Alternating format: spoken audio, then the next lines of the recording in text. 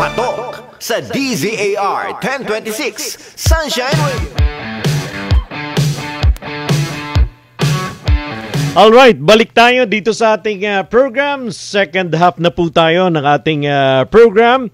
Alam nyo, yung ating next guest is an architect by profession. Kumbaga, ang layo ho, di ba? Dito sa, siguro hindi naman malayo. Somehow, meron palaging connect po dyan eh. Sabi nga, dun sa titulo natin, From Building Expert to Chicken. Kasi ho, ang atin yung second guest ngayong hapong ito, ang CEO ng Gen-C Agri-Ventures Incorporated. I-welcome natin this afternoon si Sir Homer Lim. Ayan, Sir Homer, magandang hapon sa inyo. Magandang hapon naman po at salamat sa pag-invite sa akin dito sa station. Batiin din po niyo yung mga nanonood po sa atin ngayon. Sa mga nanonood, ako nga pala si Architect Homer Lim, CEO ng Gen-C Agri-Venture. Engaged kami sa poultry farming. Ayan, poultry farming. Okay. In a nutshell, Engineer Homer, sino ba si Homer nung siya'y bata pa? Nabasa ko, you're from Bulacan. Taal na taga Bulacan, Sir Yes. Architect. Yes, sir. Ano ho ba? Kayo ba'y bata pa? Talagang nandun na yung interest na magnegosyo? Meron bang negosyante sa pamilya na pwedeng pagmanahan? Nung bata kasi ko is nakahiligan ko na yung pag-aalaga ng manok. Native chicken. Native Kasi chicken. nung araw kailan lang naman inintroduce yung mga chicken natin na mabilis lumaki. Yes, sir. Kaya parang naging ano ko na sa akin no hobby yun eh. Hanggang sa lumaki ko at makapagtrabaho. Nasa akin pa rin yung hilig ko ng pag-aalaga ng manok. But nung nag-start ako noong 2010, nagsimula ako ng backyard farming. Okay. Nag-start ako dun sa halagang 100K pero hobby pa rin para sa akin yung sinimulan ko na yun. Ito hong mga manok na pinagsimulan ninyo is ito na yung mga present chicken natin ngayon? Yes. Or yung mga native chicken pa na meron tayo nung araw? Yes sir, yan. Ito na yung yung present chicken natin ngayon. Nung time na yun 45 days pa ang yes, 45 days. Ngayon ho ba, ano nang tawag doon? Paumanhin na architect, hindi ko alam. Ano bang tawag? 45 days pa rin ba? Sa ngayon kasi, meron kaming tinatawag na meron kaming 25 days cycle ng pag-aalaga. Yun yung 1.2 to 1.3 kilos na.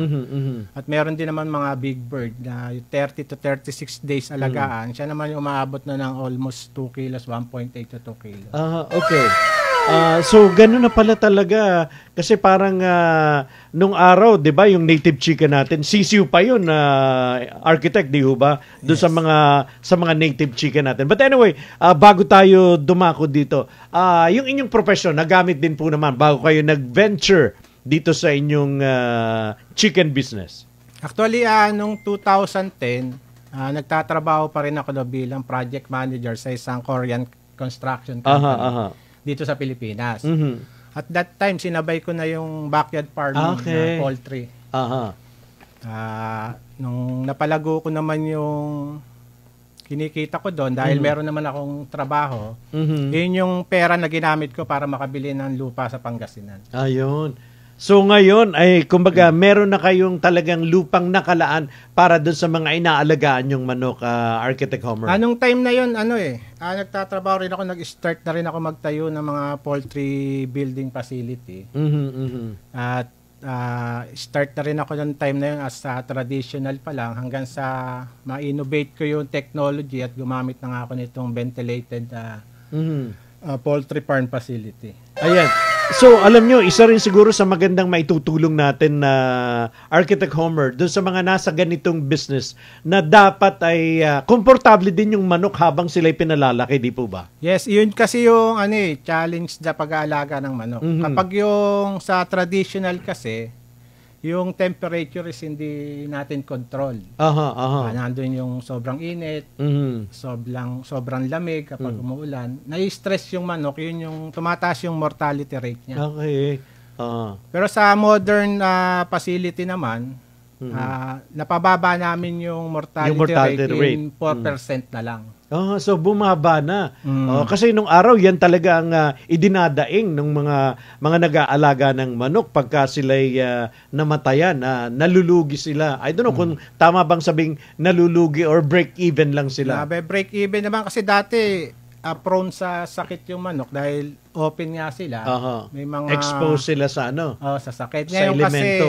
kasi yung sa modern kasi pati yung pagpasok ng tao galing sa labas is naka-treated siya bago siya pumasok para hindi yung bacteria na galing sa labas hindi naman maipasok sa loob ng farm. Okay. Architect, pag-usapan natin yung binanggit mo kanina. Kasi nga, originally, nabanggit natin, nung araw, lumaki ako na parang 45 days. And you were saying kanina sa pagsisimula natin na ilan na? 25 days? Meron na tayong... Sa ngayon. Sa ngayon, yung 25 days, kaya na niya lumaki ng hanggang 1 kilo. 1.2 to 1.3 kilos na siya. Yung 25 days. So, papaano ho ba? Bigyan natin ng idea yung ating mga kababayan. Sisiw pa lang ho, yung typical na sisiw na nakikita natin na pinalalaki natin. Yes. Bali, sa pag-aalaga kasi ngayon, modern na nga yung facility. Nakokontrol na yung temperature niya. Kaya yung paglaki ng manok is maayos na siyang lumalaki. Ayun, less stress na kasi yung mga manok. Opo. At syempre, doon sa mga feeds at doon sa mga vitamins naman na... Pero reality, Architect Homer, na hindi naman lahat ay can afford na kumbaga maidisenyo ng moderno, ng komportable sila. Paano ho ba yung pwede ninyong sabi nga maituro sa kanila para kumbaga hindi man ganun kamoderno na yung kanilang pasilidad do sa kanilang pag-aalaga, at least mabawasan naman yung mortality rate. Sa ngayon kasi open naman yung company ko sa mga gustong makipag-venture sa amin. At gustong makipag-partner. Hindi na nila kailangan ng masyadong malaking halaga at maituturo ko sa kanila kung paano yung tamang pag-aalaga sa manok. At the same time, yung kumikita yung pera nila. Ayun, yun yung pupunta sila sa farm para makita nila kung paano alagaan talaga yung... Ayun, okay. Mabuti binanggit nyo yun, Architect Homer, na mayroon kayong farm na pwedeng makita nila doon na sa kanilang mga mata mismo kung papaano ang tamang proseso and yun na rin pasilidad na ginagamit, Architect. Yes, sir. Kung for example may nag-partner sa amin o venture, ituturo ko na rin sa kanila yung mga bagong technology na sa pagpapalaki ng manok. At the same time, kung pag natutunan nila pagdating ng araw, pwede na rin silang magtayo. Dahil alam na nila kung paano yung ganong klase ng facility. Also, yung pagbe-venture namin is ina-assure ko naman na yung sabihin natin yung pera na inano nila is nakikita nila kung ano yung pinuntahan at kung yung tagat. At kikita rin. Yung ROI, yung isang, paano ba, 100,000 halimbawa, in a span of how many... isang taon ba pwede nang bumalik, Yes, Architect? sir. Sa ngayon kasi, for example, sa 100,000, in 1 year kasi, nagbibigay ako sa kanila ng 132% na nakita sa pera nila. For example, kaya in 1 year, magkakaroon siya ng 232,000. Kasama na yung principal money niya. At the same time, natutunan pa niya yung technology. Para nadoble at natutunan pa yung mga bagong teknolohiya. Yes, sir. Yes. So, yun yung maganda doon. May mga challenges din ba kayong na-encounter, Architect Homer, nung sinisimulan po ninyo ito? Sa traditional, marami talagang challenges na-encounter. Kasi dati ang structure niya is kawayan, tapos elevated siya. Kaya minsan yung manok, minsan naani mo na, mapipilayan pa. At yung iba na madalas magkasakit. Yun yung mga risks sa traditional. Pero sa ngayon naman, na-maintain naman namin yung 4% na mortality rate na lang. Ang laki na ng ibinaba. Oo, hindi na siya. So talagang malaki yung maitutulong ninyo ng Gen Z doon sa mga interesado na kumbaga mag-invest dito. Ayan, coming from a texter, Architect Homer, paano po mag-invest sa inyong business? Kung gusto nilang mag-invest, pwede naman sila pumunta sa office namin. Saan po ang inyong office? Sa Makati. Uy, malapit lang po. Makati ho.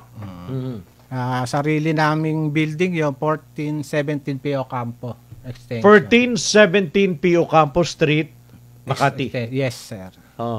Ayan, so pwede ho ninyong pasyalan po doon. What if yung... Pero, yes. Kailangan din nila muna sa may page kasi kami para makakuha sila ng...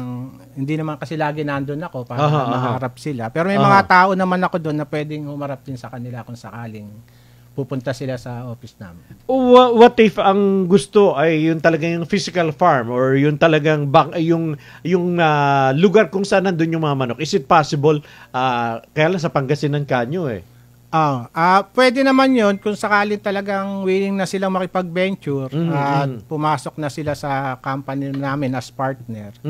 Dadali namin sila dun sa farm namin sa Pangasinan. Para makita nila personal. Nila. Yes. Ayan. So, kumbaga, mabilis din since nga may certain number na araw. So, kumbaga, mabilis po yung pagkita, Architect Homer, di ba? Unlike, di ba, nagtanim ka, you have to wait for 6 years or 3 years or 2 years. Dito sa manok, medyo mabilis. 25 days. Yun yung mga nililit yung manok, yung 25 days. Yun naman kasi yung big bird na masyado ng malaki para sa isang lechon manok.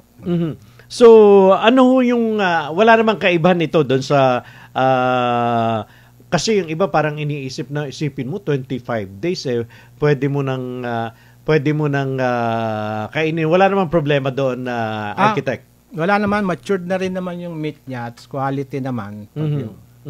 Actually, meron kaming supplier kami ng Crazy Chicks. Kung nakikita niyo yun. At yung mga manok nila na tinitinda, yun yung galing sa amin. Sa Gensi. Okay, so pwedeng yung mga sisiw ay meron na kayo na binibenta rin na sisiw na... Hindi, boss, yung Crazy Chicks, lechon manok yun. Hindi, I mean yung, kumbaga, di ba, may nabibili tayo ng mga sisiw na parang kung gusto nilang sila na mismo yung magpalaki. Meron kayo nung ganon? Bali dyan, yan din yung isa sa binabalak ko. Magkaroon ako ng sariling breeding and hatchery. Opo, yes. And also, balak ko rin magtayo ng sarili kong feed mill and cold storage. Para all-in-one na, Architect. Yes. Isa yan sa mga balak kong gawin from 5 years to 10 years from now. Wow. So, at least, kumbaga, asahan natin na lalaki pa. Kasi para bang, name it, ano ba yung kailangan mo? Meron na ang Gensi noon. Yes. And going back, sabi nyo, meron din kayong lechong manok kanyo. Yes, sir. Meron din kami lechon manok at supplier din kami ng Crazy Chicks lechon manok. May Gensi lechon manok din ako na at binabalak kong open this year 2023 ng at least 100 outlets sa Metro Manila. Metro Manila alone? Yes. Talaga. What makes your lechong manok different among others, Architect Homer? Siyempre, unang-una, kami mismo yung nag-aalaga ng manok. Alam namin kung na premium quality meat talaga yung napoproduce namin. Kaya mai-offer ko na yung lechong manok namin is masarap. Hindi naman sa inaano ko, marami namang pare-pares din naman yung gawa ng iba. So sa pagtitimpla rin. Yung timpla din, yes. Sa pagluluto naman parehas lang naman yung proseso, yes, di ba? Iniihaw naman. Yung sayang sana natikman ko yung anong pangalan ng inyong chicken? Saan ba siya pwedeng mabili? Meron ba tayong physical store dito sa Manila na pwedeng mabilhan yan? Yung Crazy Chicks, nasa Marikina siya and Antipolo. Kung nga lang sana nakapagdala kami ng sample. Sana may sample, Sir Homer. Para susunod, magpapadala kami ng sample ng lechon. Para kami mismo yung magsasabi na eto yung kaibahan, maliban doon sa magandang quality. Kumbaga sabi nga mula sa pagsisimula hanggang sa pagluluto sa inyo yon. Yes. Kumbaga walang pinagdaanan. So isa sa mga nagustuhan ko rin po yung inyong plans 5 to 10 years from now kasi nga Kumbaga parang yun ho kasi yung kailangan eh. Kung magbi-venture ka, let's say dito nga sa inyong business na ganito para hindi na sila lalayo, hindi na sila mahihirapan dun sa sourcing. Kumbaga kung ano yung kailangan nila, kung feeds ang kailangan nila, meron kayo. Kung sisiw ang kailangan nila, meron din kayo, di ba? Yes, sir. Oh, yun yung maganda doon. Yun yung roadmap na gusto kong puntahan. Ano po yun? Hindi ho malayo yun na architect. And doon sa nagtatanong ng ROI or yung return of investment in a year, pwede nating sabihin na babalik na yung kanilang pinuhunan. Yes, sir. Mm-hmm. No matter how big or how small yung kanilang paunang investment, paano ba? Meron kaming pinaka-smallest is 100K. Okay. Pwede nilang i-venture sa amin. Yun nga, for example, 1 year, nasa 132% yung kikitain. Yung kikitain. So, pwede bang yan na po yung sagot natin doon sa texter natin? Magkano yung, siguro ang tinatanong ito, just in case gusto ko, magkano ba yung magiging initial capital ko? So, 100K? Yes, sir. Yes. Ayan, so, ma'am or sir texter, just in case gusto ho nyong mag-venture dito sa ganitong business, at least 100,000 and you have to wait 1 year para sabi nga makita nyo yung pagkita. Doon naman sa meron kasi kung 5 option. Okay. Ano ho yung mga options na yun para may choices yung mga viewers kasi natin? For example, every 2 months gusto nilang makuha yung kita ng pera nila. Nasa 12% every 2 months. Every 2 months may 12% silang makuha, pwedeng makuha out of their puhunan. Yes, sir. Okay. At meron din naman akong 3 months nasa 21%. Kung every 3 months gusto nilang kunin. Gusto nila. At meron akong 4 months na 24%. And 6 months na sa 54%. At yung 1 year na 132. Pero para sa inyo, alin ang ipapayo nyo na mas maganda yung 1 year na? Mas maganda yung 1 year. Kasi 132%. Yes. Kung may nagtatanong, ba't ganun kalaki? Bakit daw ganun? Baka hindi namin masustain o maibigay yung... nga. Sa pag-aalaga, for example, 25 days na lang kasi ngayon ang pag-aalaga. Hindi na 45 days. Yes, sir. For example, pinuhunan yung pera nila ng 100K. In 25 days is double na yun kasama yung capital plus yung profit na 100. Na-double na yun, yes, na-double in 50 days times 2 na naman, maging 400. Ang kaibahan lang kasi, kung minsan may nagtatanong, ang laki naman nung kikitain namin doon sa perang i-invest nila. In-invest nila. Kasi ang risk kasi is nasa amin. Total, mukha nung tinanong mo kanina, paano kung may mga tamaan kami nung sakit o peste. Ina-assure ko naman doon sa mga mag-i-invest na yung pera nila is kahit intact yun. Kumbaga, ano man yung mangyari, magkasakit man yung manok, makukuha nila. Yun, maganda. In advance kasi, for example, nagkasundo kami, i-issuean ko na sila ng PDC plus MOA and agreement. Hindi na nila kailangan pumunta sa office. For example, every 2 months ang gusto nila, kukuha yung papasok na lang nila sa bangko yung check para makuha nila. Yes. All right. So hindi natin pwedeng hindi pwedeng palampasin doon sa maximum of 25 days kumbaga architect, hindi pwedeng palampasin doon yung kumbaga yung disposal ng manok. Meron din kami yung 30 days kasi iba talaga kailangan nila medyo malaking manok na yung big bird na tinatawag. Kaya yung sa panglitsyon lang kasi yung mga 25 to 26 days yung ginagamit. Pero may mga order naman kami, for example sa market, yun na yung malalaking manok na talaga. Alright. 2010 kanyo nyo ito sinimulan na architect? That time backyard farming and also parang hobby ko pa lang noon habang nagtatrabaho ko, nakikita ko yung mga manok na ngayon, alaga. full-blown business na ito. Yes, sir. And how is it? Kumbaga, mula nung sinimulan nyo sa backyard, up to now, ano na ang kondisyon? Kumbaga, masasabi ba ninyong talagang maayos na. Kumbaga, makakatulong na kayo dun sa mga possible na mag-i-invest sa inyo. Yes, sir. Kasi yearly, nag-i-innovate kami nung technology.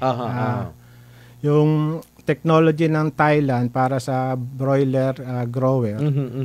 Yun yung minsan ina-adapt ko dito. Also, yung sarili ko ring na pag-aralan sa bagong technology. At saka ang laking bagay, Architect Homer, nung napababa yung mortality rate. Kasi yan talaga yung, yan yung gamble talaga nung araw na hindi pa ganun ka, siguro hindi pa na-introduce yung modernong sabing lugar para mag-alaga nitong mga manok na ito. Yes, sir. Yun yung pinaka-ano. Dati kasi talagang napakalaki nung... sabi nga nyo, kawayan lang na naka-elevate, na expose sila sa anumang elemento. Dati yung manure niya sa baba.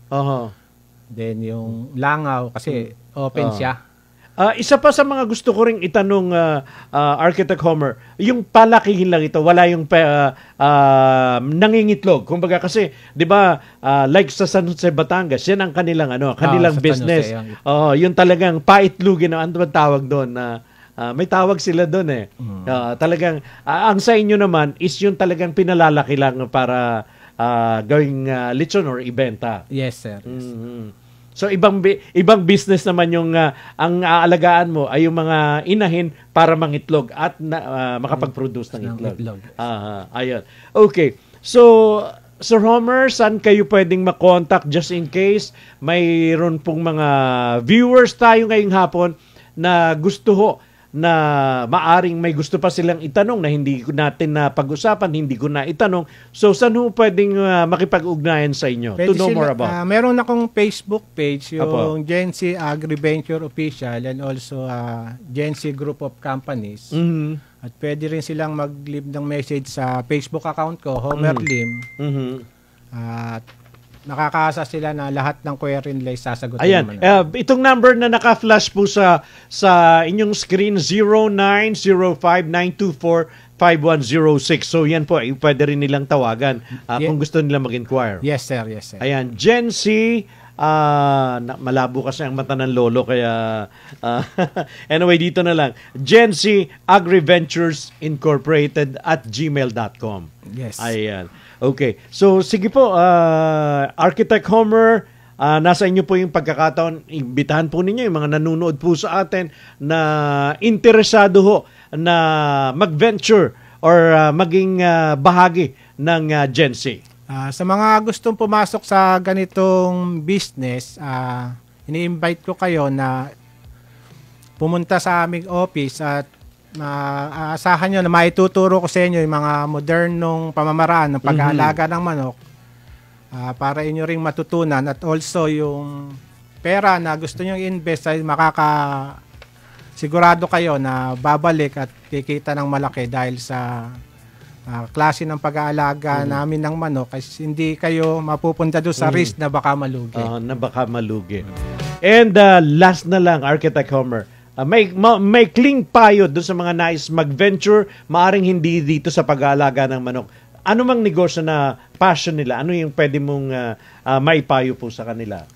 Unang-una, kailangan pag-aralan muna nila kung ano yung negosyong papasukin nila dahil that's right. Kung hindi mo alam at nakigaya ka lang, nakiuso ka lang at may mga challenges at hindi mo naman alam kung paano solusyonan, doon talaga bumabagsak yung isang negosyo dahil sa kulang sa kaalaman. So, dapat yung passion doon sa papasuking negosyo ay nandoon. Yes, sir. Saka kailangan direct supervision din ng bawat business. Tama. Well said. Alright. Nako, talagang punong-puno ho ng interesting story. Inspiring, hindi lang interesting. Inspiring stories mula po sa ating mga bisita ho dito na sabi nila Architect Homer, siguro ikaw na rin yung magpapatutuo na, di ba? Parang wala daw yung mayaman sa pag-i-empleyo. Kailangan magnegosyo ka kung gusto mo talagang umasenso. Totoo ba yun? Actually, totoo yun kasi maliban na lang kung talaga kumikita ka ng milyones 200 to 500,000 naman sa sweldo. Sa sweldo, ayan. So, susi pa rin talaga is business. Yes, sir. Ayan. At yung tamang paghawak ng business. Tama. Ayan. Alright, so for today, Thursday, end of the line po tayo. Atin hong natunghayan ang mga kwento na naman po na punong-puno ng inspirasyon at pagpupursige sa buhay. Ito ho ang kwento ng ating mga panauhin ngayong hapon. Kanina panauhin natin si Mr. Ryan Tupas, ang CEO ng Ko-Fi Corporation, at syempre ang ating panauhin ngayon si Architect Homer Lim ng Gency Agri Ventures Incorporated, na binigay ho sa inyo yung numero, lahat ng impormasyon na kailangan nyo kung gusto ho ninyong mag-inquire ay nabanggit ho namin kanina. Lagi ho kayong tumutok at lagi nyong abangan ang iba't ibang kwento ng tagumpay sa likod ng mga kilalang brand, produkto o kumpanya. Kaya naman kung meron po kayong kwento na alam nyong papatok at tatatak sa isipan ng bawat Pilipino, abay wag na pong itago, dapat ninyo itong ibahagi. Sa ngalan po ng ating mga kapartners dito ho sa Patok Program, marami ho kami dito. Si kapartner Aileen, si kapartner Cherilyn, si kapartner Lily, but syempre sa amin pong mahal na pastor, maraming salamat po sa inyo. Bukas ho, Friday, meron pa ho tayong tipanan dito ho sa Patok. Ako po si Tony Cuevas. Magandang hapon sa inyong lahat. Sumainyo ang programang Patok. Naway marami kayong nalaman at natutunan sa mga latest trends at fashion. Muling makinig sa mga araw ng Lunes hanggang Biyernes, 1:00 hanggang 2:00 ng hapon. Dito lamang sa DZAR 1026 Sunshine Radio.